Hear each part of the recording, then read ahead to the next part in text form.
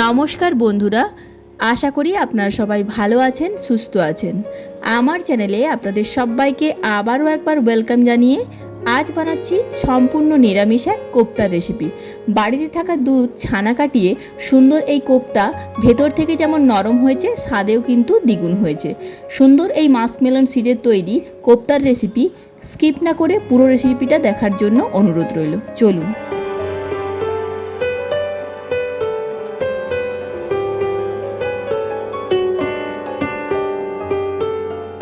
বাড়ির তৈরি এই কোপ্তা বানানোর জন্য প্রথম আমি ছানাটা ভালো করে কাটিয়ে নিয়েছি। যদি ভিনিগার দিয়ে কাটিয়ে রাখেন, সুন্দরভাবে ভালো করে পরিষ্কার জল দিয়ে ধুয়ে নেবেন 2-3 বার।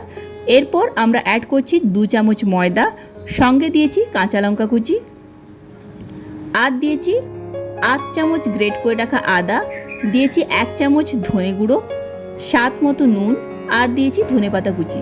এরপর ভালো করে মিশিয়ে নেব। দেখবেন যেন কোনো লাম্পস না থাকে, সুন্দরভাবে মিশিয়ে একটা নরম ডো তৈরি করবেন। এরপর ডো থেকে ছোট ছোট লেচি কেটে নেব। দেখুন, এইভাবে লেচিগুলো আমরা রাউন্ড শেপ করে নেব এবং হাতের সাহায্যে মাঝখানে একটু চাপ দিয়ে সমস্ত কোপ্তাগুলো রেডি করে নেব। এখানে চাইলে আপনারা আপনাদের পছন্দ মতো শেপ দিতে পারেন। এরপর 1 ঘন্টার জন্য ফ্রিজের মধ্যে রেখে দেব। অপরদিকে আমরা একটা প্যানের মধ্যে 2 কাপ জল অ্যাড করব। জল গরম হলে এর মধ্যে অ্যাড করব কাজু, আর সঙ্গে দিয়ে দিচ্ছি মাস্কমেলন সিড।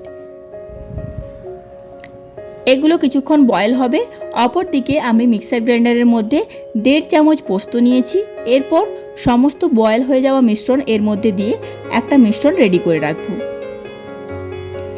অপরদিকে ওই প্যান ধুয়ে পরিষ্কার করে আমরা ওর মধ্যে 2 চামচ সাদা তেল অ্যাড করব। এরপর ফ্রিজ থেকে কোপ্তাগুলো বের করে এক এক করে আমরা ফ্রাই করে নেব। কোপ্তাগুলো এপিট ওপিট ভালো করে ফ্রাই করে নিতে হবে। এখানে আমার সমস্ত কোপ্তা ফ্রাই করা অলরেডি কমপ্লিট।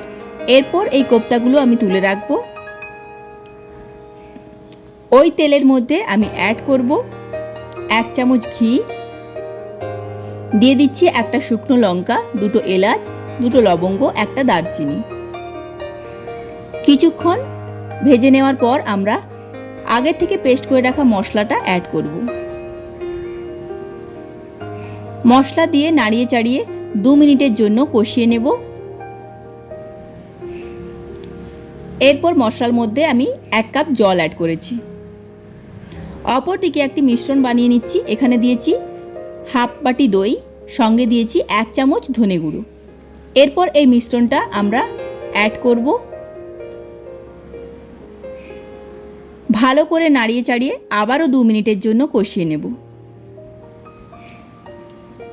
এর মধ্যে আমি পরিমাণ মতো জল অ্যাড করব, আর দিয়ে দিচ্ছি স্বাদ মতো চিনি। মিশ্রণটা ফুটে উঠলে এর মধ্যে এক এক করে আগের থেকে ভেজে রাখা কোপ্তাগুলো দিয়ে দেব। কোপ্তাগুলো দিয়ে দেওয়ার পর আবারও আমরা 2 মিনিটের জন্য ফুটিয়ে নেব। কোপ্তাগুলো ভালো করে দেখুন মিশ্রণটার সঙ্গে মিশিয়ে নিতে হবে। নিরামিষ দিনে এই রেসিপি অবশ্যই বাড়িতে একবার ট্রাই করবেন। বাড়িতে তারা নিরামিষ খেতে পছন্দ করেন, তাদের জন্য এই রেসিপি অবশ্যই একবার হলেও ট্রাই করবেন। এরপর 2 মিনিট ফুটিয়ে নেওয়ার পর আমরা এর মধ্যে হাফ কাপ দুধ অ্যাড করলাম। আপনারা চাইলে এখানে 1 কাপ দুধও অ্যাড করতে পারেন। দুধ দিয়ে দেওয়ার পর 5 মিনিটের জন্য ঢাকনা লাগিয়ে ফুটিয়ে নিতে হবে। 5 মিনিট পর ঢাকনা খুলে দেখিয়ে দিচ্ছি কোপ্তাগুলো কেমন ফুলে উঠেছে দেখুন, আর ভেতর থেকে ভীষণই সফট হয়েছে। যেহেতু বাড়ির তৈরি ছানা দিয়ে এটা প্রস্তুত করা হয়েছে, তাই খেতে কিন্তু অপূর্ব হয়েছে।